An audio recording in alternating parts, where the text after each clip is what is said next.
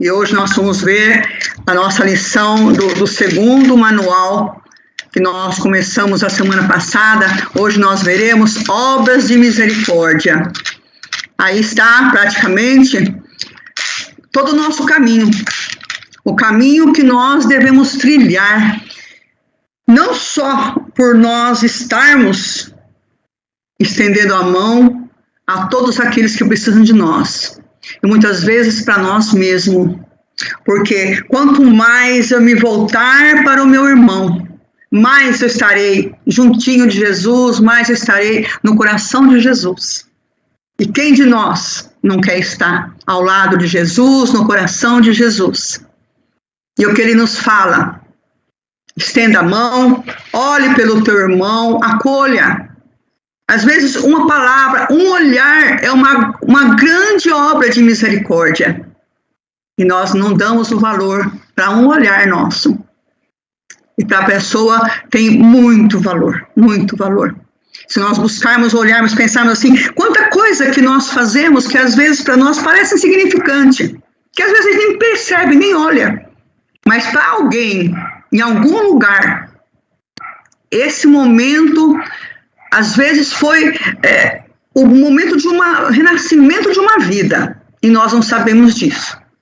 Então, vamos ver o que Jesus vai nos trazer hoje.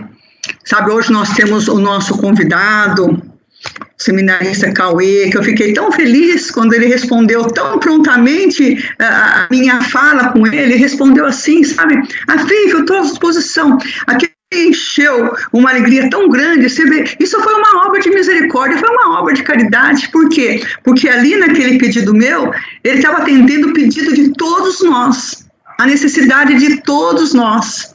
Isso é uma obra de Deus. Nós estarmos para servir. Essa é a nossa função como apóstolo. Nós teremos hoje o Cauê, que virá se apresentar. A Vera, de Porto Alegre, terá ler as lições para nós. A Vera está presente. Vera, você está por aí? Sim, estou presente. Amém. Vamos então pedir ao Espírito Santo de Deus, vamos iniciar essa oração, essa nossa noite. Vamos agradecer a Jesus. Esse é o fundamento maior do nosso início de um cenáculo nosso, agradecimento. Agradecer a Jesus Cristo por essa graça que Ele nos dá, principalmente pelo dom da nossa vida.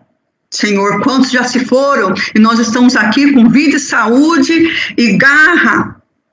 E o Senhor nos atribui isso com tanto amor. Nós te agradecemos, Senhor, pelo dom da nossa vida, agradecemos pela nossa família, agradecemos pelos nossos amigos, pelo nosso apostolado. Agradecemos, Senhor, pelo congresso que está aí, que eu sei que o Senhor está à frente, o Senhor está conduzindo, os seus anjos estão sustentando esse nosso congresso, que não é para nós pessoalmente, mas é para todo aquele que necessita, e nós necessitamos. Vamos pedir ao Senhor Jesus que venha nessa noite abençoar a todos que estão aqui presentes, abençoar ao Cauê. Nós rezamos por ele, pela formação que ele vai passar para nós, pela Vera, que se predispôs a fazer as leituras, pela Rosângela, pela Teca, pela Lúcia, que tão prontamente nos socorreu, porque a Nilce está com o netinho internado.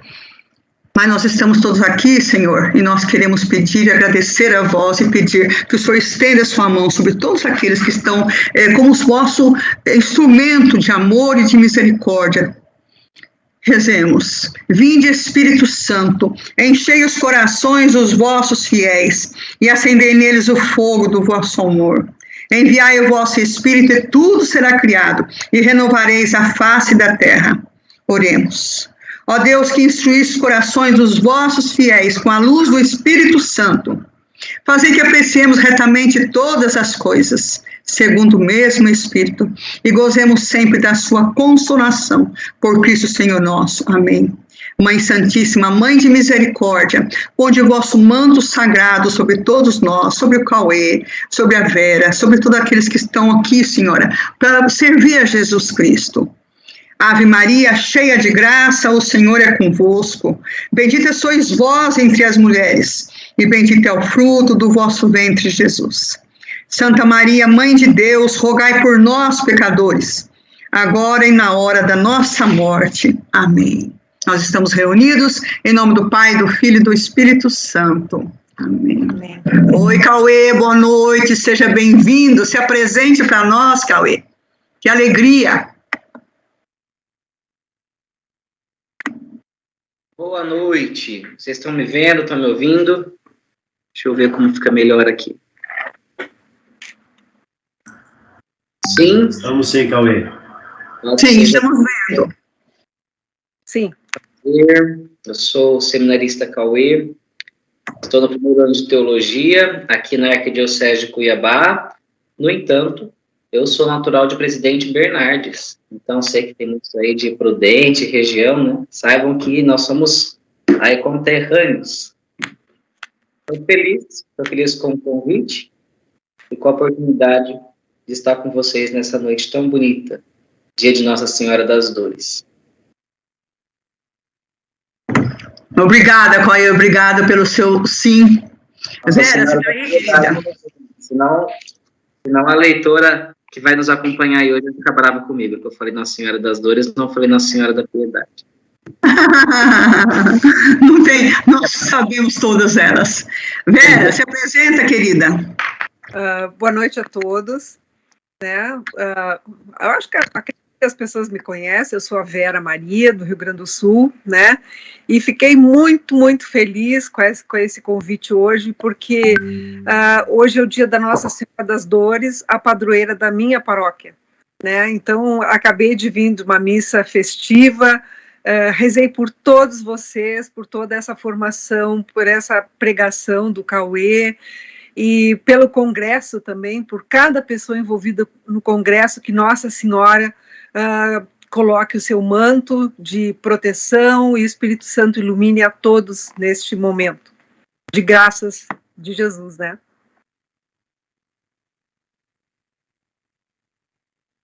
Podemos começar? Podemos começar. Como que a senhora pode ler este primeiro parágrafo? E aí a gente vai comentando. O objetivo do encontro. A prática de boas obras deve ser para nós não só a possibilidade de cumprir o mandamento do Senhor, mas deve levar-nos a aperfeiçoar o amor verdadeiro que visa não o nosso próprio bem, mas o bem dos outros. Está baixo? Não, eu estava tentando abaixar, sumiu. Ué, não está não. Aqui nós já temos muitas coisas, né? Porque está dizendo que a prática das boas obras deve ser para nós não somente a possibilidade de cumprir os mandamentos do Senhor, mas é uma possibilidade de nós aperfeiçoarmos o amor. Acho que vai ser melhor desligar os microfones, aí eu ligo o meu aqui. Não? Isso. Agora foi. Então, a prática destas obras de misericórdia, ela não é o cumprimento de um mandamento. Veja que os 10 mandamentos de Deus, ele fala de você não matar, de você não furtar, de você não roubar, de você não pecar contra a castidade, não cobiçar a mulher do próximo. É uma série de nãos. Quando a gente fala das obras de misericórdia, nós não estamos evitando o mal do outro, mas nós estamos promovendo o bem. Deste modo, o cumprimento dos mandamentos é uma série de não fazer o mal. Agora, estas obras de misericórdia é algo profundamente cristão. Porque quando Jesus veio, os mandamentos já existiam. E ele vai nos falar, eu não vim abolir a lei, mas vim dar pleno cumprimento. Então, os mandamentos, eles são coisas boas e necessárias. Existem uma série de nãos na nossa vida. É assim num time de futebol, é assim na associação de bairro, é assim na associação dos trabalhadores. Tem uma série de coisas que nós não podemos fazer. Quando Jesus vem, ele traz, além das leis, o Espírito. É o Espírito quem vivifica a lei. E isto não quer dizer, como pensam alguns, que os mandamentos, eles podem ser desrespeitados. Não. É porque os mandamentos agora, eles serão felizmente cumpridos. Mas de um modo que o nosso coração, ele seja movido não pelo medo do castigo, mas pelo cheiro de Deus que nos faz amar. Por isso que o amor é o cumprimento perfeito da lei. É por isso que São Paulo ele fala: eu vivo do Espírito e não da lei. Não é porque a lei ela tem que ser obedecida, mas é porque o Espírito ele move em nós o amor que nos leva a ter uma atitude de amor para com o próximo, mas sendo fonte do amor o próprio Deus. Vamos para frente? Senão aqui a gente vai até...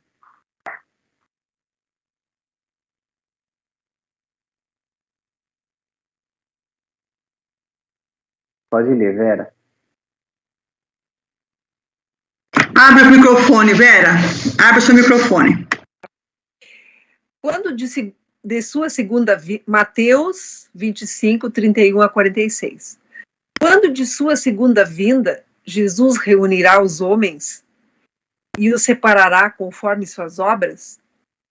À sua direita, os que se saciaram a fome, sede, que acolheram e que vestiram os necessitados, visitaram os doentes e presidiários, fazendo uma analogia de que foi a ele que serviram.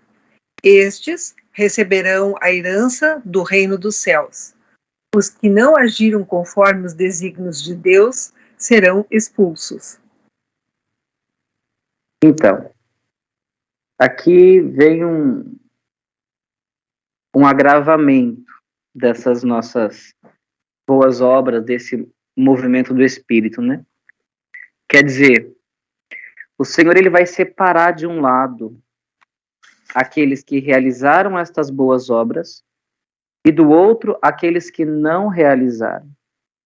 De um lado estarão aqueles a quem o Senhor vai falar: vinde, bendito de meus pais. Do outro lado estarão aqueles a quem o Senhor vai falar: não vos conheço. Então, quando Jesus, nesse Mateus 25, é um discurso escatológico. O que é escatologia? Escatologia é o estudo das coisas últimas. Então, quando a gente fala de discurso escatológico, é o discurso das coisas últimas, né? Jesus ele está falando do nosso julgamento, dos novíssimos, né?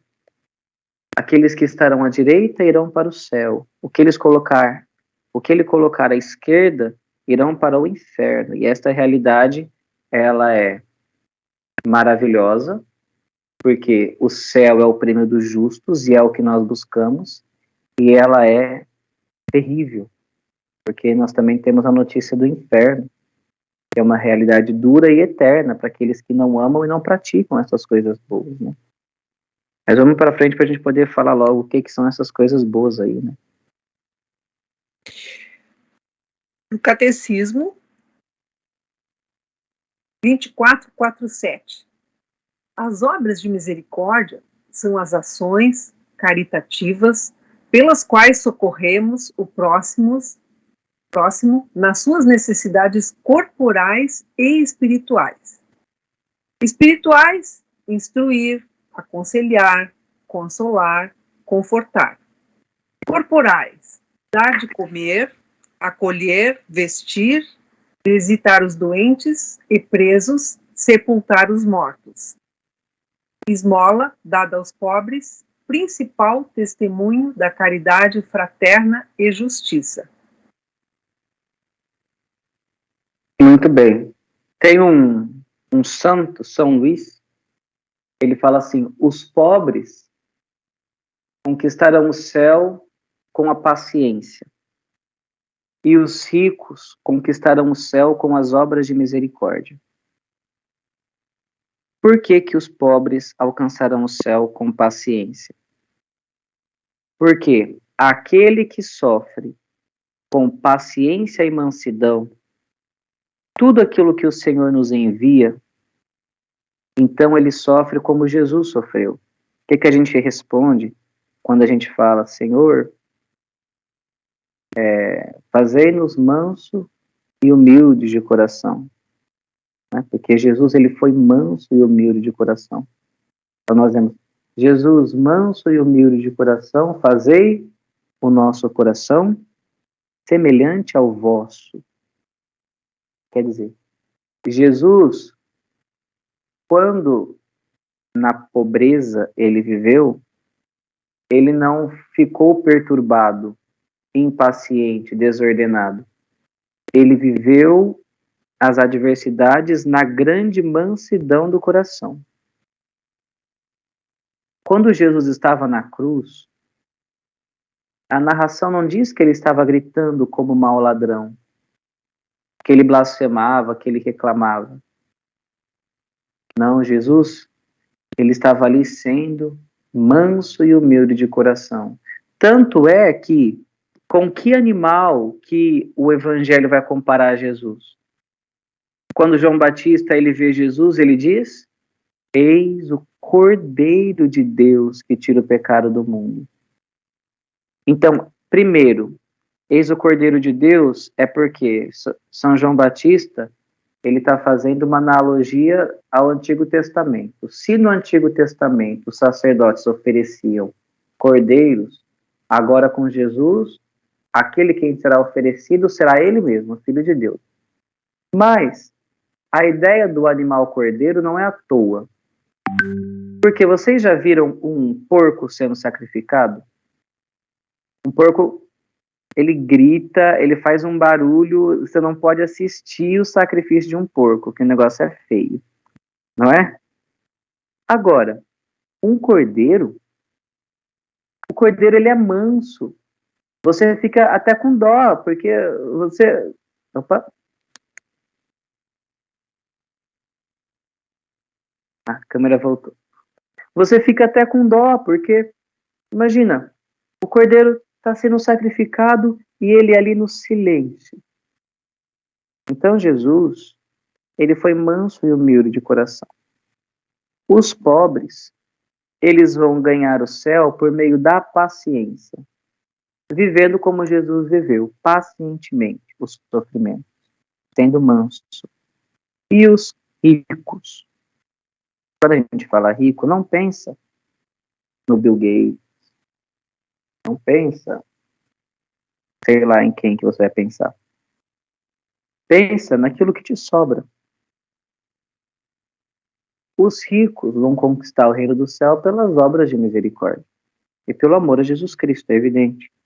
Sem o amor não tem obra de misericórdia, porque não tem misericórdia. Então, nós temos dois tipos de obras de misericórdia. São as misericórdias, corporais, e as obras de misericórdias, espirituais. As obras de misericórdias corporais, elas estão sempre relacionadas àquilo que é natural do nosso corpo. Então, pensa, é uma coisa muito óbvia. O que o ser humano precisa?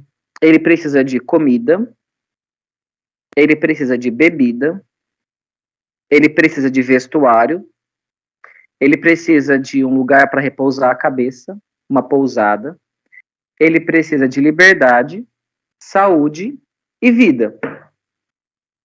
Então, As obras de misericórdias corporais vão estar relacionadas a essas 7 necessidades do homem.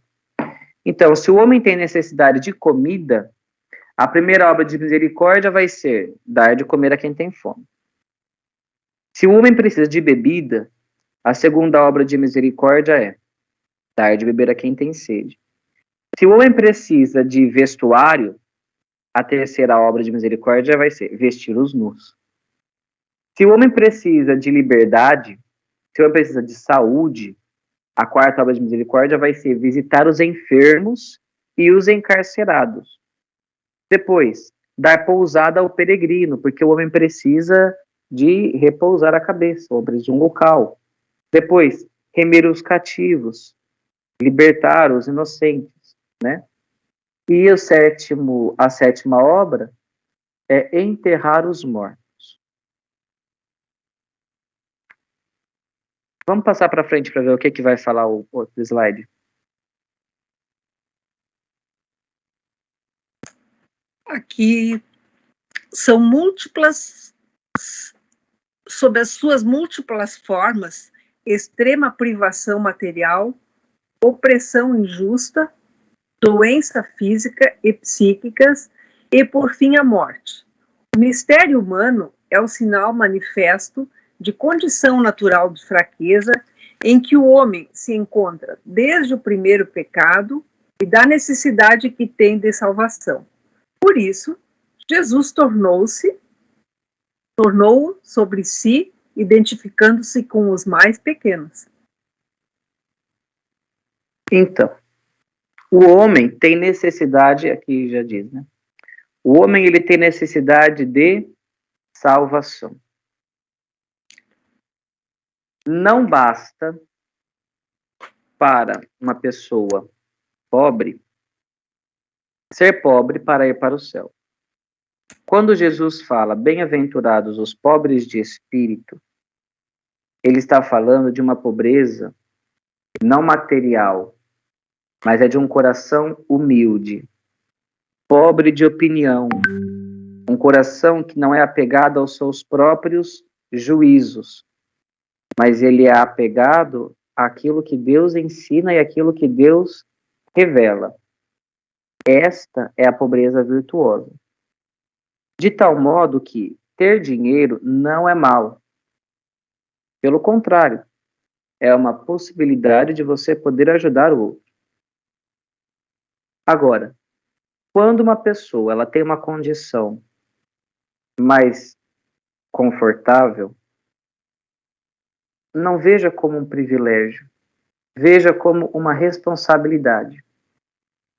Porque quem tem uma condição financeira ou uma condição humana de virtude, de conhecimento, esta pessoa rica e sobra, ela tem uma responsabilidade grande. Porque a palavra de Deus fala: tudo o que o céu e a terra encerra pertence ao Senhor. Né? Tudo pertence a Deus. Inclusive os teus bens. Aquilo que é sobressalente, nós precisamos usar em favor das pessoas. Sobretudo, o teu conhecimento sobre Deus. Por isso que as obras mais importantes de misericórdia são as obras espirituais. E como as pessoas precisam de homens e mulheres prontos para realizar obras espirituais. Como o mundo precisa de pessoas capazes de fazer obras espirituais para curar os corações machucados pela falta de Deus nestes tempos. Não porque Deus, ele se omite, ele fugiu. É porque a sociedade e os homens não querem Deus. Então, a primeira obra de misericórdia espiritual é você ensinar os ignorantes. Isso é muito importante. Nós estamos em um tempo onde existe uma pedagogia que ensina assim: olha, não existe professor, existe só um facilitador. Olha, você vai lá ensinar, mas na verdade você acaba aprendendo. Isso é uma mentira. Porque você está supondo que as pessoas já conheçam todas as coisas. As pessoas não conhecem todas as coisas. As pessoas não conhecem sobre Deus. As pessoas não conhecem os mistérios de Deus, os mandamentos. As pessoas não conhecem as leis da igreja. As pessoas não conhecem o amor de Jesus. Então não suponha que as pessoas saibam aquilo que é essencial para a vida espiritual e para a vida em Deus. É preciso ensinar os ignorantes. Mas à medida em que as pessoas elas vão ficando cada vez com menos conhecimento, elas vão ficando também mais orgulhosas. Nós não podemos, por respeito humano, deixar de ensinar, porque você vai dizer, não, mas essa pessoa vai ficar ofendida. E a palavra de Deus? Ide pelo mundo e batizai-os em nome do Pai, do Filho e do Espírito Santo. Quer dizer, nós temos a missão de ensinar sobre Jesus. Nós temos a missão de levar luz nas trevas. Nós temos a missão de colocar sal no mundo. Então, dizer sobre obras de misericórdia é dizer de um coração compassivo. Vocês se lembram do Evangelho que fala... Do Evangelho não. Da palavra de Deus que diz: tendes os mesmos sentimentos de Cristo Jesus? Cristo, quando ele viu o povo ali na montanha, como que ovelhas sem pastores, ele começou a pregar, ele começou a ensinar. Ele começou a dar uma palavra de salvação. Ele começou a dar uma esperança. Ele deu o pão. Lembra que ele multiplicou os pães? Mas ele deu o pão para poder falar, na verdade, de um pão espiritual, de um pão divino, de um pão que a matéria não contém. Então você vai ver o milagre da multiplicação dos pães em João capítulo 6. Só que se você for um pouquinho mais para frente, no capítulo 6 de São João, você vai ver que Jesus usa, ali o evangelista coloca mais de 40 versículos para dizer que Jesus estava falando do pão da vida. Aquele que, quando aquele homem comer, ele nunca mais terá fome. É a Eucaristia, é o pão da fé, é Jesus. Então nós temos uma civilização inteira com fome da verdade, com fome de Deus. A segunda obra de misericórdia, a primeira é dar bons conselhos, na verdade, né? A segunda é ensinar os ignorantes. Essa primeira obra, dar bons conselhos,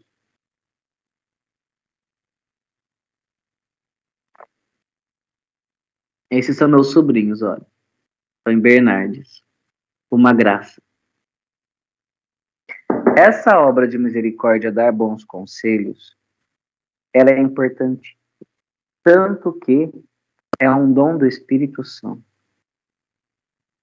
Agora, tem uma onda de pessoas que querem dar bons conselhos e que querem tirar o peso das costas de outras pessoas, e você acaba destruindo com a vida dos outros.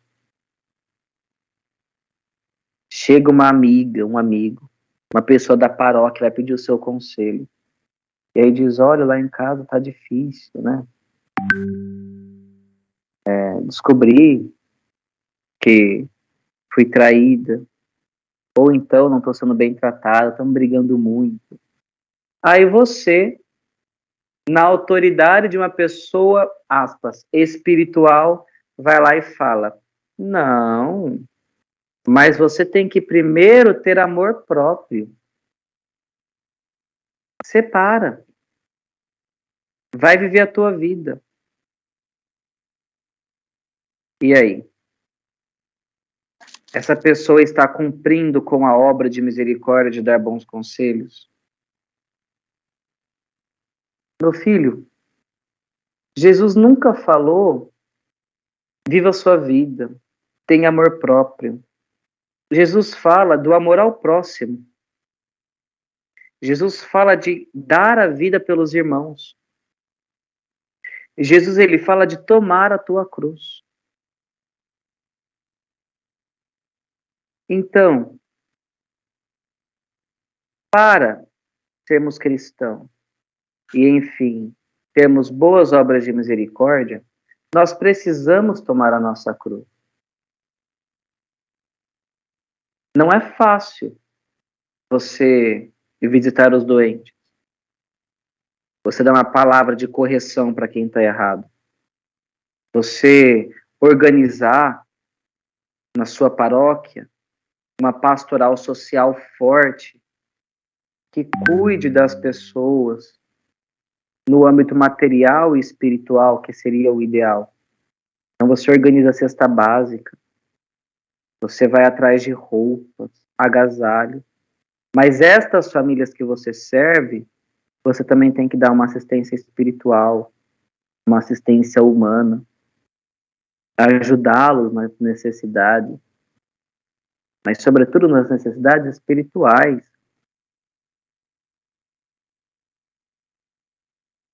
Então, essa história de dar bons conselhos, cuidado. Porque os dons do Espírito Santo são 7, eles são progressivos. O primeiro é o temor de Deus. O dom do conselho é o 5º. Então, primeiro tema a Deus. Primeiro tem a piedade. Primeiro tem a ciência. Primeiro tem o dom da fortaleza. O dom do conselho vem só depois. Ele cresce. Ele se desenvolve depois. Esta é a ordem, viu, dos dons do Espírito Santo. Às vezes você acha que você está aconselhando alguém e você está destruindo a vida da pessoa. Então é dar bons conselhos, não é só dar conselhos. Nós temos obra da misericórdia de consolar os tristes, castigar os que erram. Obra de misericórdia, castigar os que erram. Você vai ver uma mãe brigando com o filho hoje, não é crime, mãe não pode mais nem brigar com o filho, né?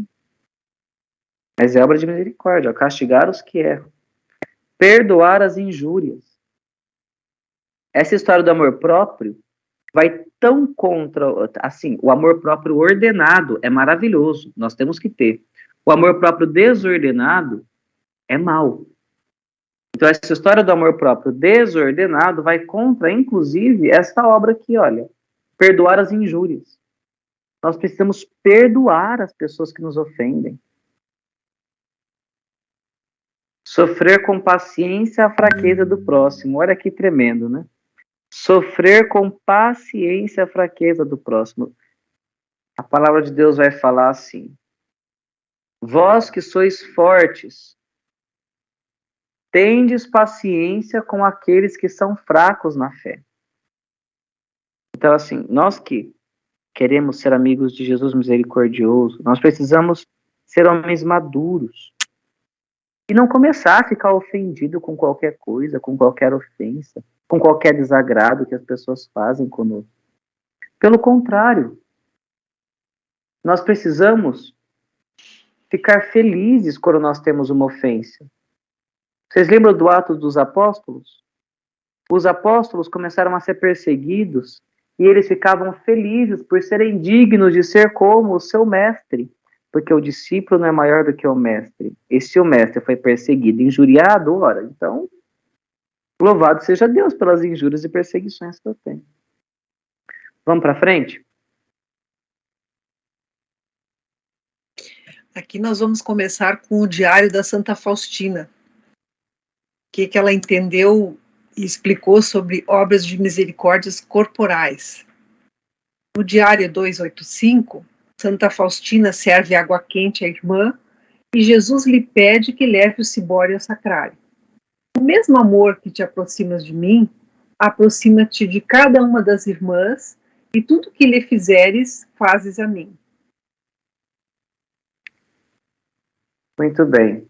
Tudo que lhe fizeres, fazes a mim. Olha esse testemunho aqui, que bonito. Vocês conhecem a Associação São Vicente de Paulo, né? São Vicente de Paulo. Aqui fala. São João de Deus, português, e a ordem por ele fundada, os Irmãos de Misericórdia, tiveram por fim esta obra, assim como São Vicente de Paulo, a de visitar os enfermos e os encarcerados. E as Irmãs da Caridade por ele instruídos. A Associação da Cruz Vermelha cuida dos feridos na guerra. O oferecimento voluntário dos sacerdotes para assistirem aos moribundos, sobretudo em tempo de peste, é obra de muita misericórdia.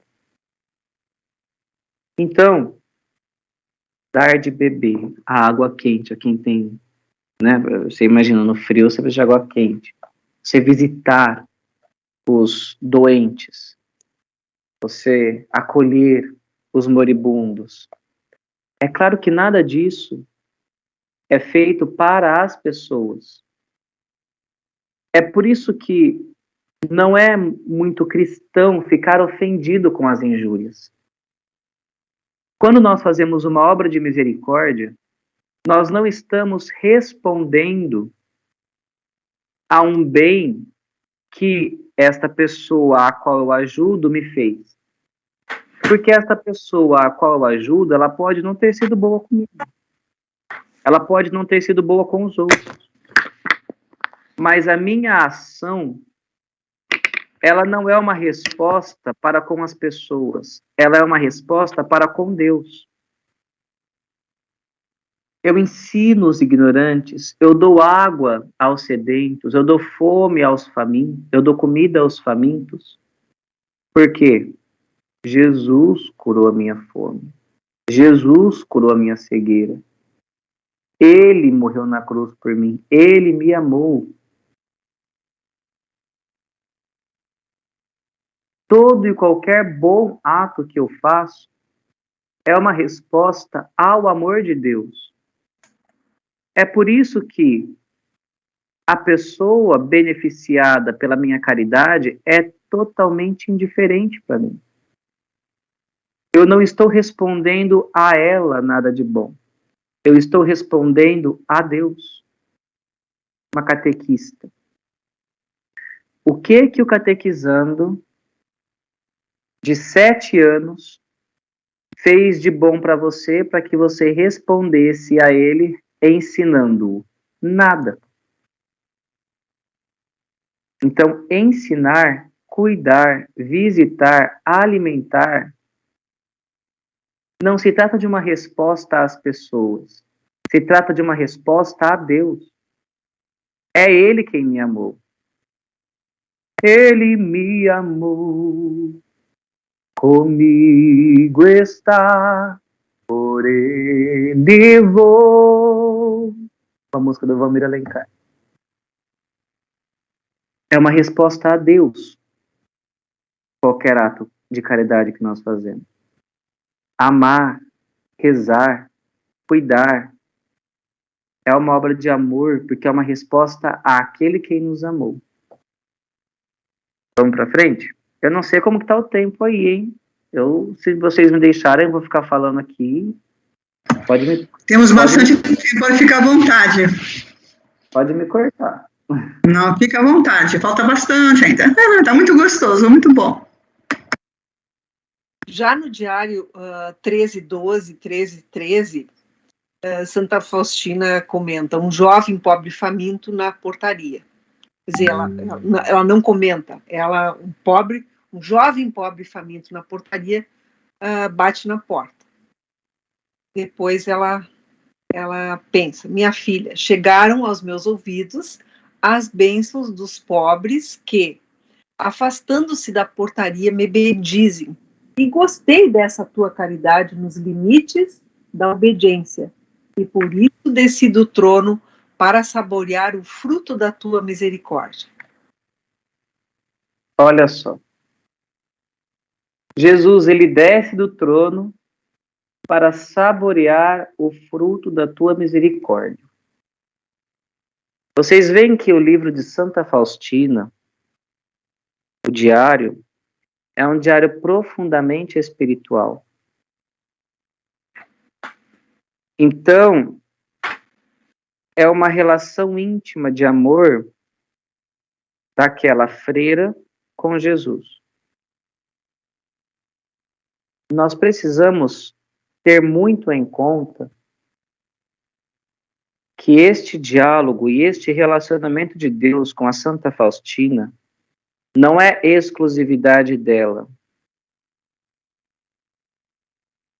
Cada vez que nós levantamos, que nós nos persignamos, né? O sinal da cruz se chama persignar, né? Que é persinium crucis, né? Pelo sinal. Aquela história do pelo sinal da cruz, livra-nos Deus nosso Senhor dos nossos inimigos.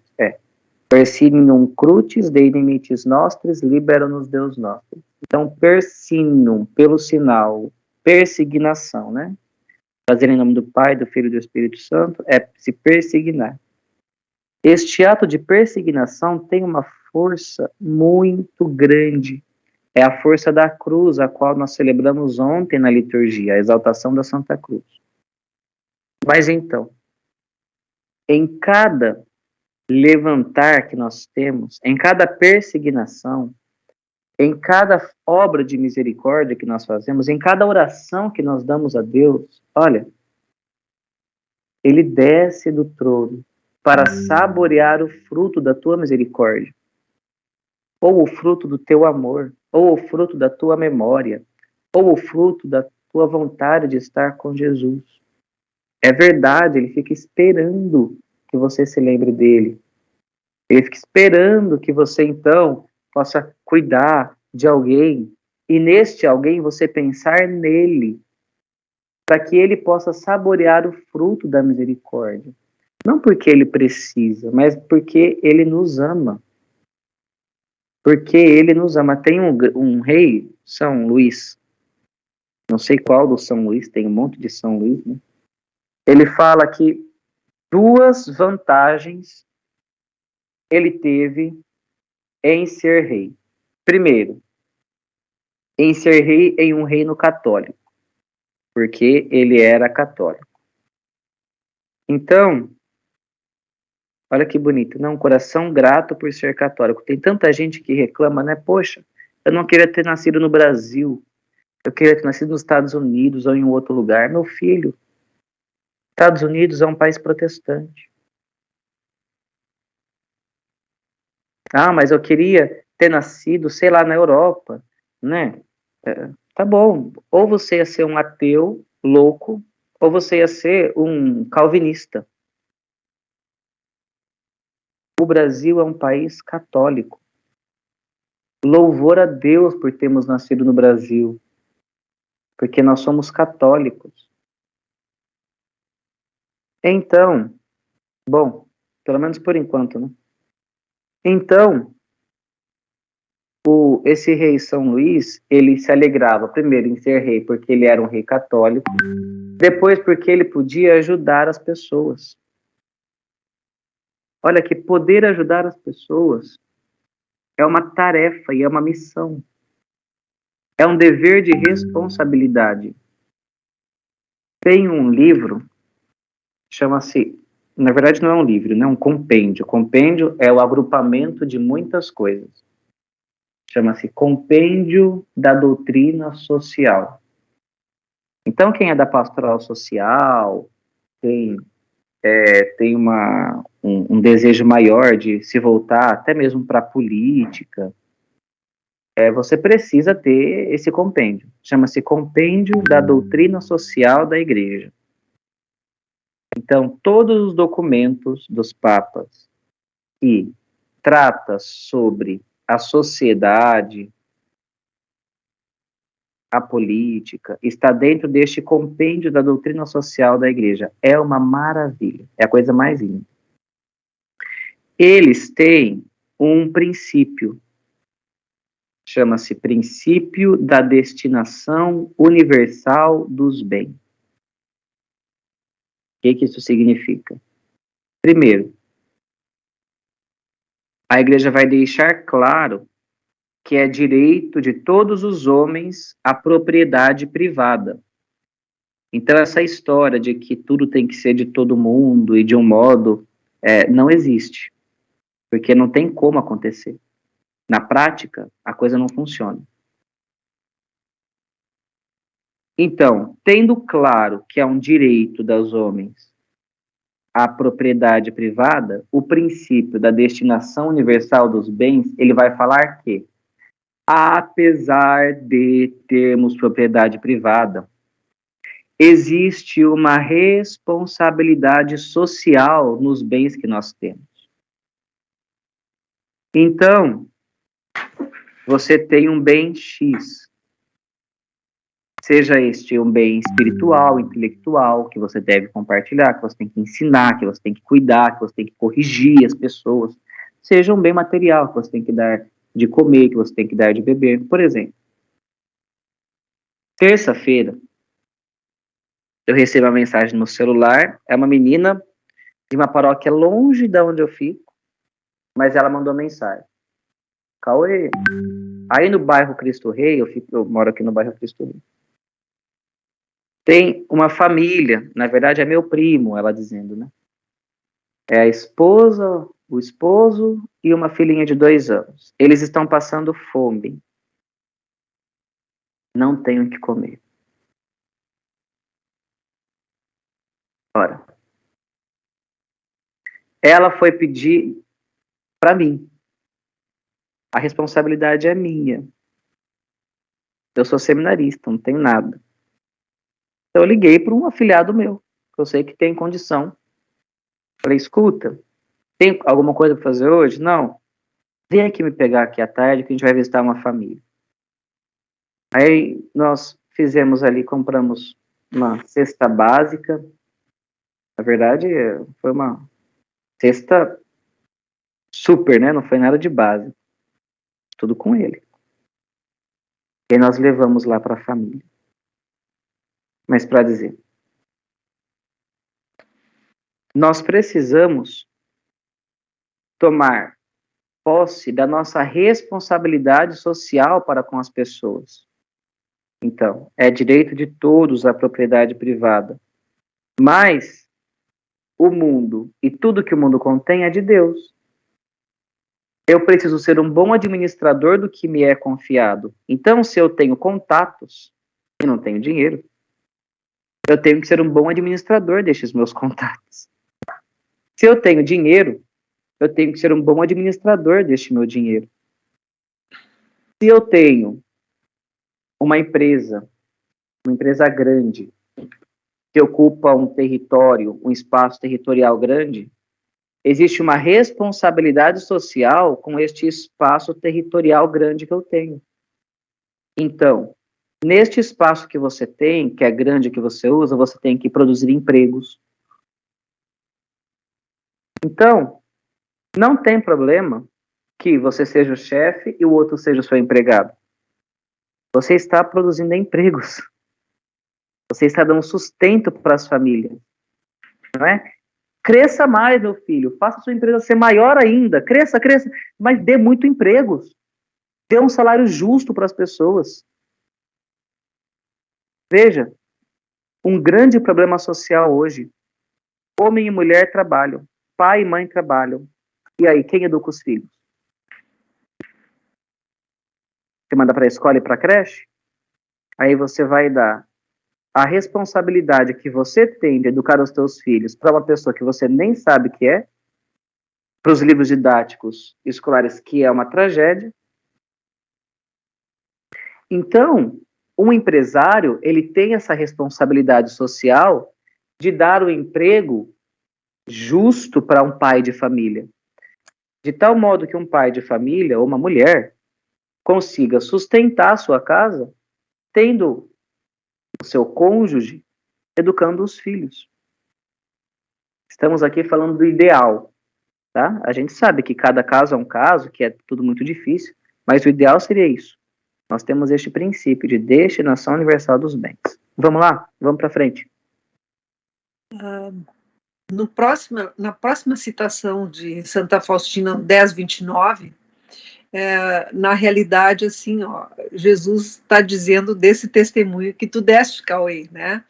Que quando ela socorre um doente no quarto vizinho, o Senhor lhe diz: minha filha, deste-me maior alegria prestando-me esse serviço do que se tivesse rezado por muito tempo.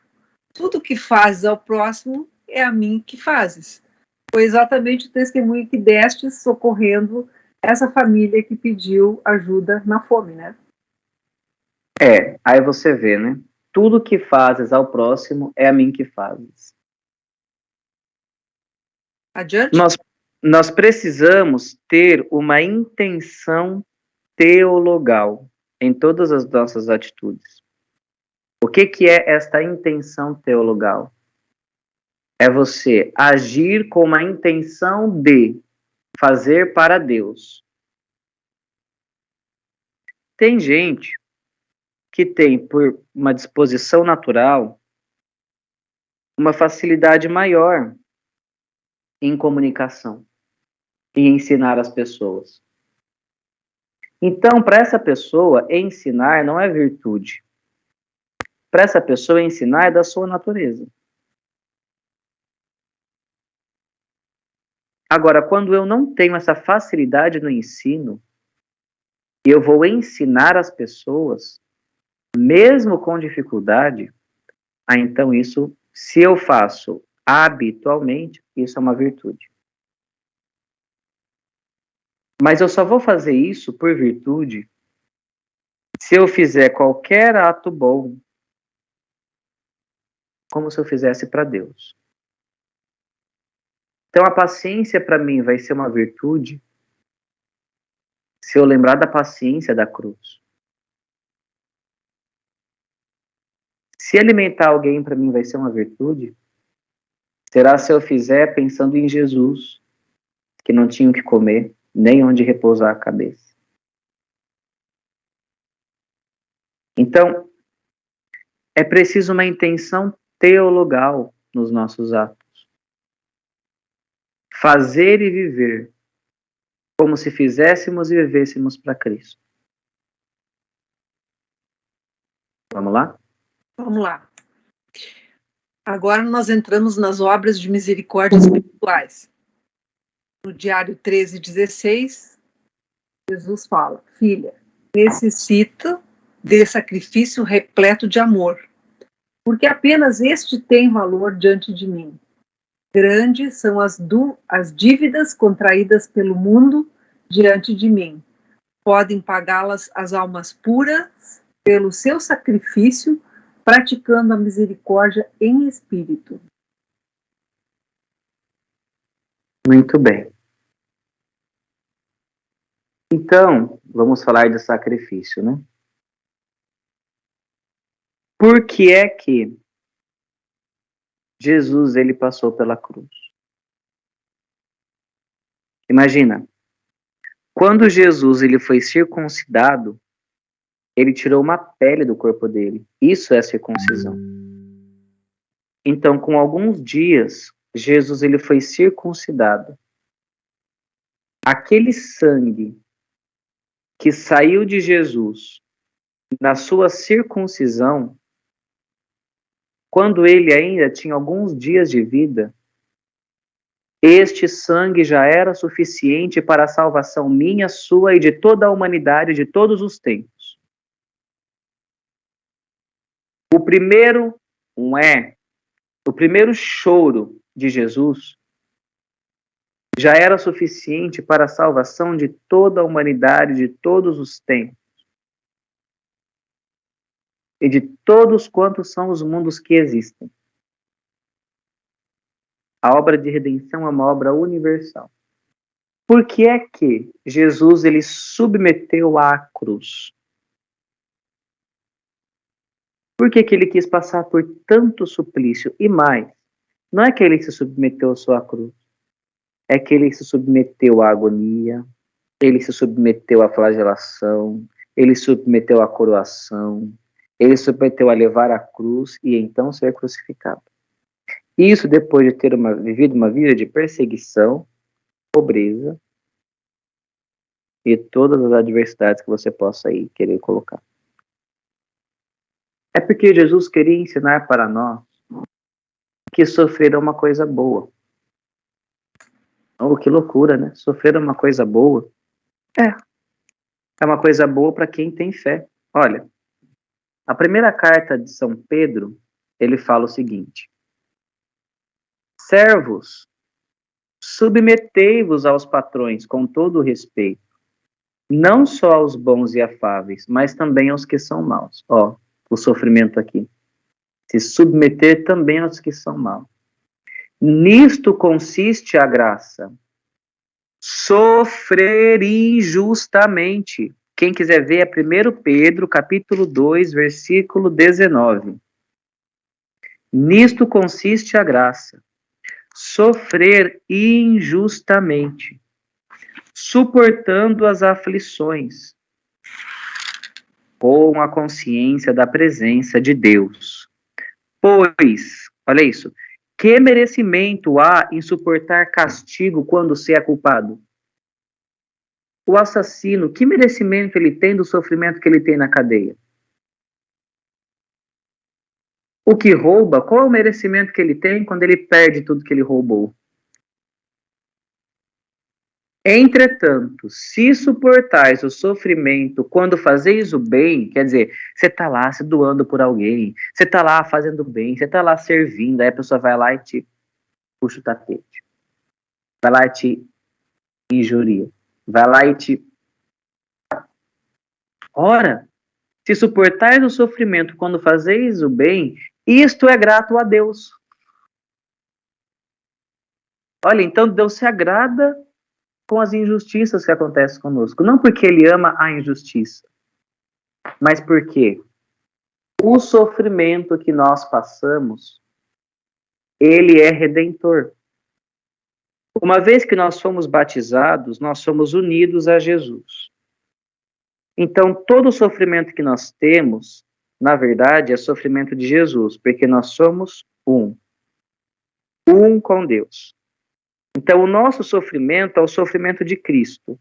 Só que o sofrimento de Cristo é sofrimento redentor, que perdoa os pecados, que salva a humanidade.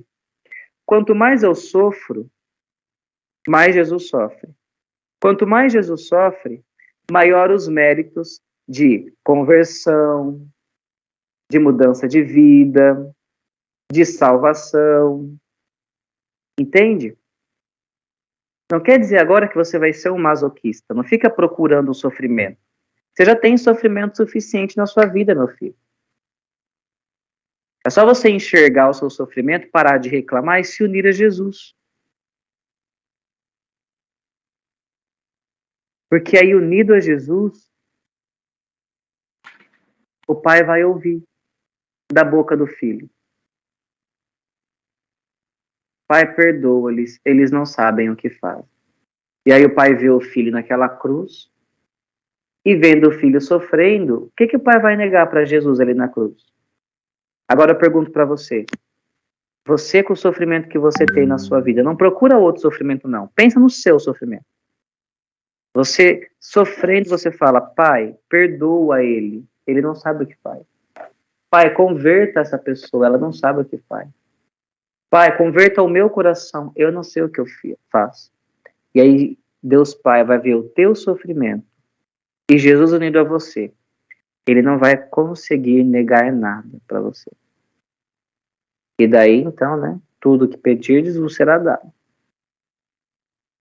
E aí então, podem pagá-las as almas puras pelo seu sacrifício, ao seu sacrifício podem pagar, praticando a misericórdia em espírito. Vamos lá. Já em 13:17, para quem não tem condições de fazer obras de misericórdia corporais, a misericórdia de espírito tem maior mérito, sendo acessível a todos. Jesus diz: se as almas soubessem armazenar os tesouros eternos, não seriam julgadas, prevenindo o meu julgamento com obras de misericórdia. Olha, é isso. Para quem não tem condição de fazer obras de misericórdia corporais, a misericórdia de espírito tem maior mérito e sendo acessível a todos. Por quê, meu filho? O sofrimento é a coisa mais democrática que existe. Todo mundo sofre. E tem uma porção de sofrimento e dor para todo mundo em abundância. Tá? Então, este sofrimento de espírito, este sacrifício, ele é acessível a todos. E você acolhendo essas dores, você acolhendo com mansidão, lembra como que o pobre se salva? O pobre se salva pela paciência no sofrimento. Então, tendo esses tesouros que Deus dá para nós, as dores, que nós podemos ofertá-las, nós então podemos fazer obras de misericórdia, rezando pelas pessoas, oferecendo a nossa vida pelas pessoas. Gente, nós precisamos fazer um exército de pessoas que se ofereçam pelos padres. É preciso que tenha um exército de leigos que sofram tudo que a vida der e que ofereçam para os padres. Porque um padre santo, a comunidade é santa. Na verdade, é assim, olha. Se um padre é ruim, a comunidade, meu filho, esquece. Se o padre é bom, a comunidade é ruim. Se o padre é santo, a comunidade é boa.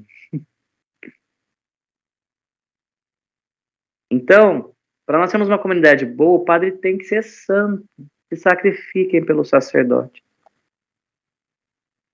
E a encíclica Dives in Misericordia. O homem é chamado a ter misericórdia. Bem-aventurados misericordiosos, porque alcançarão misericórdia. A igreja vê essas palavras como apelo à ação. O homem alcança o amor misericordioso de Deus, a sua misericórdia, na medida em que ele próprio se transforma interiormente, segundo o Espírito, de tal amor para com o próximo. Muito bem. Acho que é isso. Nós temos a partilha agora, né? Por que dizemos quase sempre? Tem apresentação, né? Tudo bem, Vera. Faça a pergunta? Eu já vou colocar. O Cauê, você falou que estava demorando, a gente se deixa, a gente fica a noite inteira aqui.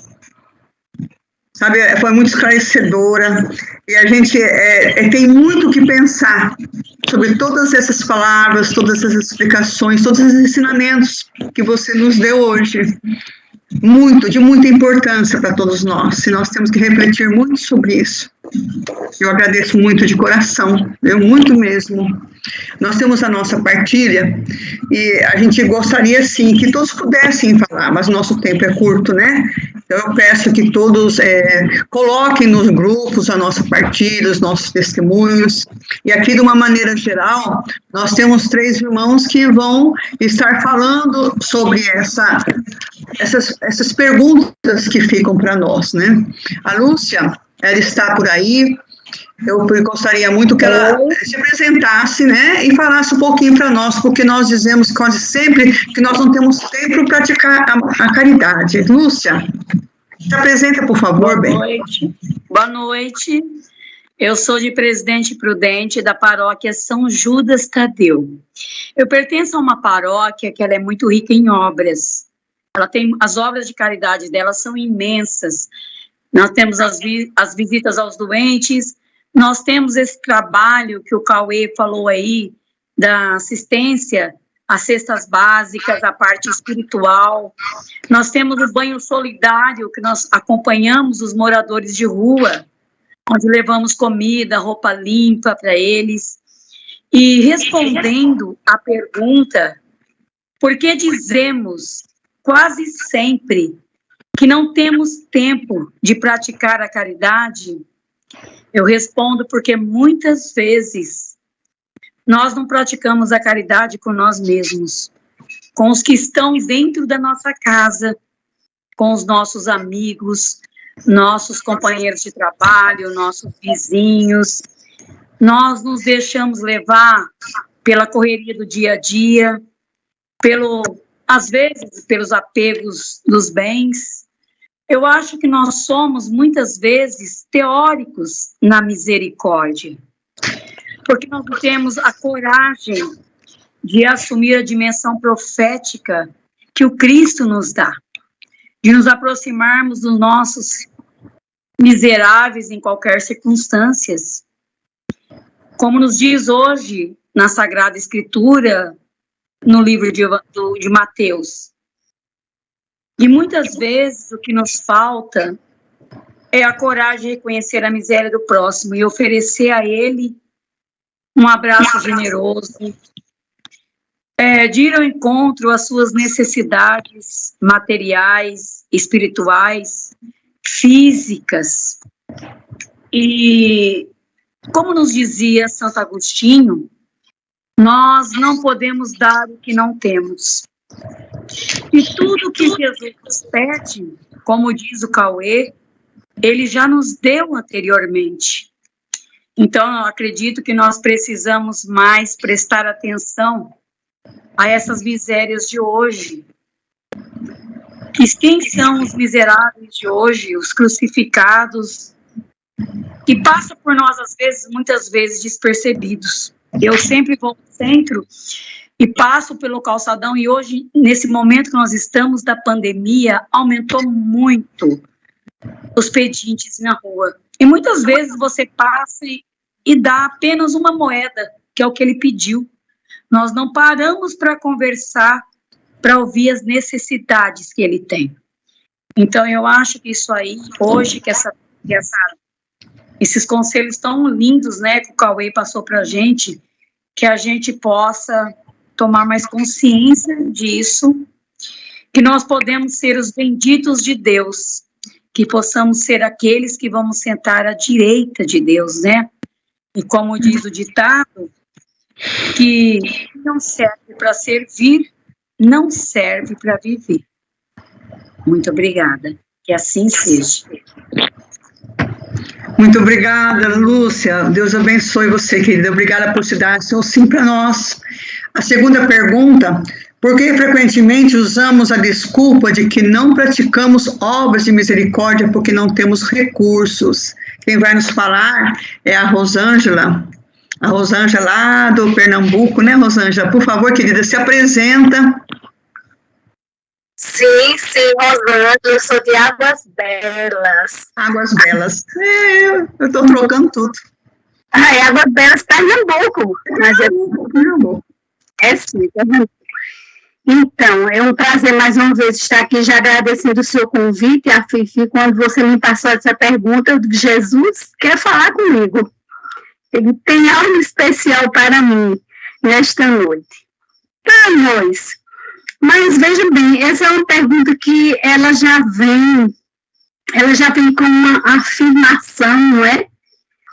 Por trás dela já tem todo aquele contexto de afirmação que foi tão bem explanado por Cauê, que eu estou assim,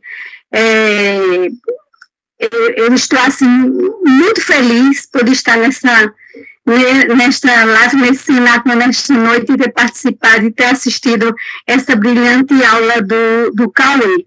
E essa pergunta, por que frequentemente usamos a desculpa de que não praticamos obras de misericórdia, porque não temos recursos? Essa pergunta, ela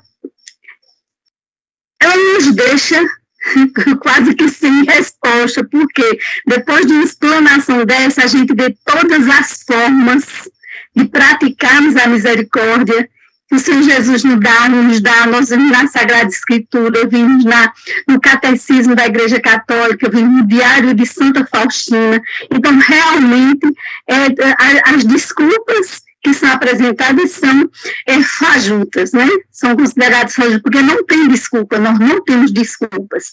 Mas eu quis, assim, separar em 3 grupos de pessoas envolvidas em determinadas situações para responder essa pergunta.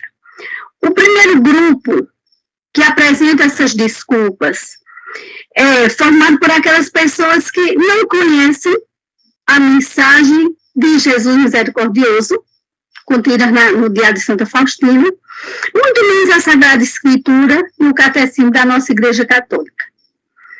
O segundo grupo é formado por pessoas que conhecem, que se dizem praticantes, mas não entenderam nada ainda.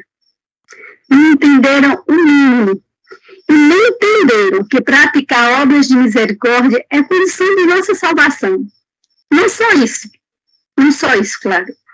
Mas, por que eu digo isso, condição de nossa salvação? Porque está no texto do juízo final, de forma muito clara, as várias formas de praticá-las. Então, não existe desculpa. Eu estou sendo bem sucinta, né, porque já foi tão bem explanado, né, esse tema. E o terceiro grupo é mais específico, formado por devotos e apóstolos da misericórdia. Somos nós, que usamos essa desculpa de falta de recurso, no fundo, para justificar a nossa desobediência, a nossa falta de responsabilidade. E queremos justificar isso até para nós mesmos. Porque sabemos que a prática das obras de misericórdia é mandamento, é ordem de Jesus. Mas a fraqueza humana nos expõe ao risco de perder a nossa salvação e nos levar ao castigo eterno, porque é isso que diz a palavra de Jesus, né? No juízo final, quando ele separa, quando ele faz aquela separação, ele diz que uns irão, e os justos irão para a vida eterna. E aqueles, os injustos que não praticaram as obras de misericórdia, eles terão o castigo eterno. Que Deus nos livre disso. Mas eu quero finalizar olhando para dentro de mim mesmo, dizendo que essa desculpa fajuta, como eu já disse, eu vejo como falta ainda de uma adesão plena ao projeto de Jesus misericordioso, que nos revela no Diário de Santa Faustina, quando ele fala da misericórdia de espírito, ele diz: se a alma não praticar a misericórdia de um ou outro modo, não alcançará a minha misericórdia no dia do juízo final. E aí, eu vejo que falta esse comprometimento, falta essa responsabilidade do sim que nós demos a Jesus. Enquanto os devotos, apóstolos da divina misericórdia, nós precisamos assumir com todas as forças. Precisamos ser fiel àquilo que a gente se comprometeu. E aí nós não vamos precisar procurar desculpas para praticar as obras de misericórdia, porque elas são imensas. E se não podemos, como o Cauê falou, se não podemos por falta de recursos, mas nós podemos praticar as obras espirituais que têm um grande mérito, como já foi falado. Então é isso, meus irmãos, que o Senhor nos ajude a viver essa palavra, a viver essa mensagem, que nos ajude a praticar a misericórdia que nós tanto pedimos e necessitamos dele, e precisamos ser misericordiosos, porque é mandamento do Senhor. Amém? Amém, muito obrigada, Rosângela. Fico muito feliz com a sua participação, viu? Muito obrigada. A terceira partilha, eu vou passar para a Teca, lá de Londrina, o que significa dizer que o próximo é sacramento de Cristo. Teca, dá uma apresentadinha sobre você e explica para nós essa terceira pergunta.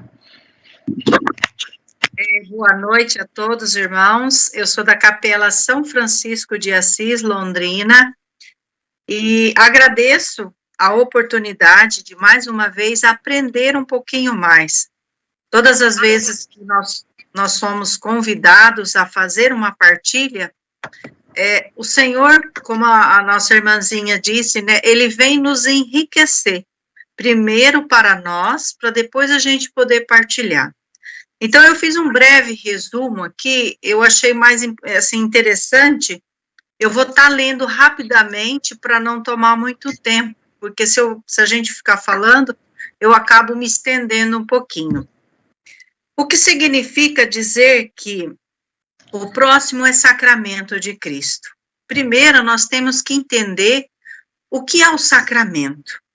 Sacramentos são sinais eficazes da graça divina, instituído por Cristo e confirmado à Igreja, por meio dos quais nos é dispensado a vida divina.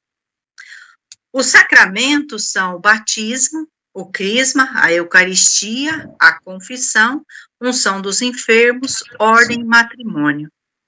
No batismo, nos tornamos filhos de Deus. O crisma, confirmamos nossa pertença a Cristo pelo batismo. A Eucaristia é o alimento salutar para a nossa existência e nossa alma. Confissão é o sacramento da misericórdia que purifica nossas almas já aqui na terra. Unção dos enfermos é nos preparar ainda mais para nos encontrar com o Senhor face a face ou receber a cura física e espiritual. A ordem dos sacramentos que torna possível termos o céu aqui na terra, gerado pelas mãos do sacerdote. O matrimônio é o sacramento do amor. E no sacramento do matrimônio, os dois vão aceitar essa missão. Vão dizer ao Senhor, sim, aceito que meu amor se transforme em reflexo do teu. Que é a igreja, né? Que nós estamos falando do sacramento, estamos falando que Jesus instituiu e foi confirmado a igreja. A igreja é cada um de nós. Segundo o padroeiro da minha comunidade, São Francisco de Assis, o nosso padroeiro, ele diz sobre essa igreja, templo vivo do Espírito Santo, que ele recebeu de Jesus o pedido para ir e reconstruir essa igreja. O mundo que nós vivemos hoje, quantas pessoas, hoje foi falado aqui, né? E às vezes a gente não tem condições de falar algo de bom para o irmão, dar um abraço, dar uma atenção, ouvir as suas queixas, né? Então, muitas reformas precisam acontecer na nossa igreja templo do Espírito Santo. E para vivermos este sacramento de ver o próximo como o sacramento de Cristo, precisamos estar com os olhos fitos no Senhor, como Francisco fez, olhando para os pobres, doentes e próprios. E São Francisco o beijou suas feridas, como sinal de amor a Deus. Eu falo por mim, eu não sei se ainda eu estou pronta, se eu encontrar uma situação dessa, beijar a ferida, né? Quanto amor do meu padroeiro, São Francisco de Assis.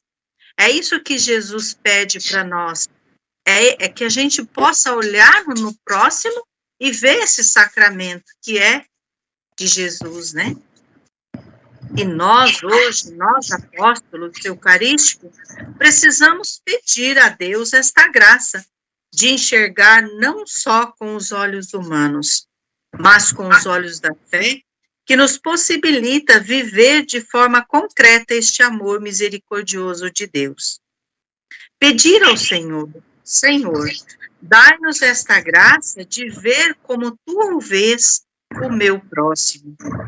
E para finalizar, tem uma música que diz assim: Vejo em cada rosto das pessoas, tua imagem me anima e faz viver.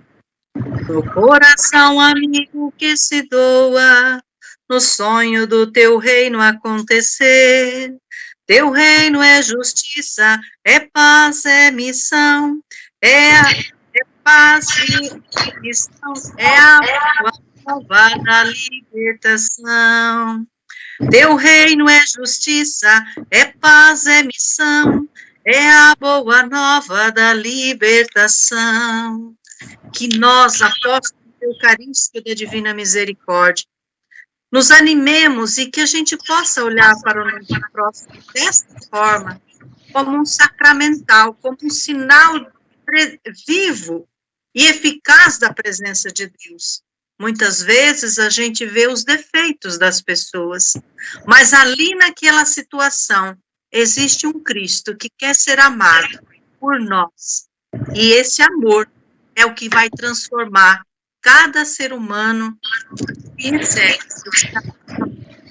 Obrigada, e espero ter passado alguma coisa assim, né? Porque para mim foi muito bom. Muito obrigada, Teca, muito obrigada a todos que participaram. Parece-me que a Marlene está perguntando alguma coisa, Marlene, muito rapidamente, nós estamos atrasadas, você quer falar? Tudo bem.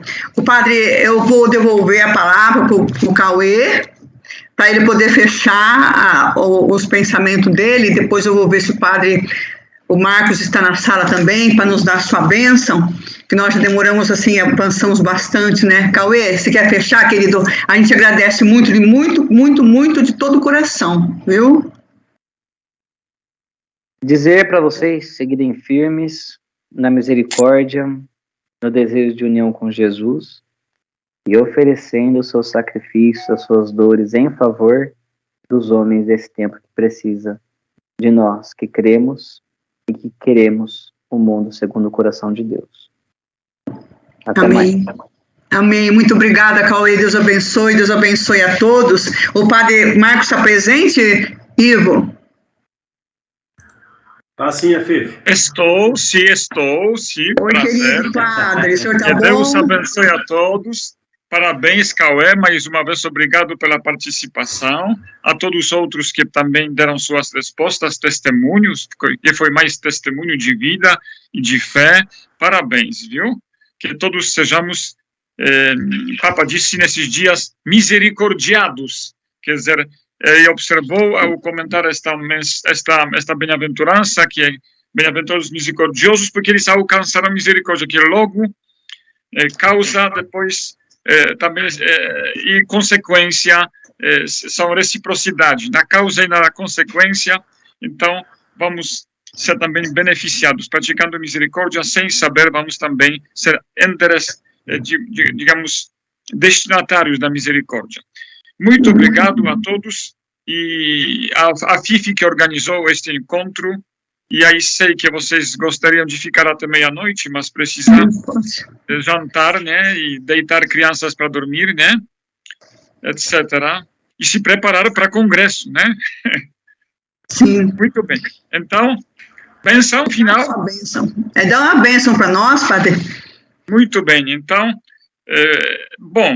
e para mim, pessoalmente, mais difícil é quinta e sexta obra espiritual. Quinta e sexta obra da misericórdia, da misericórdia espiritual, tá? Que Deus abençoe todos, em nome do Pai, e do Filho e do Espírito Santo. Amém. Boa noite a todos.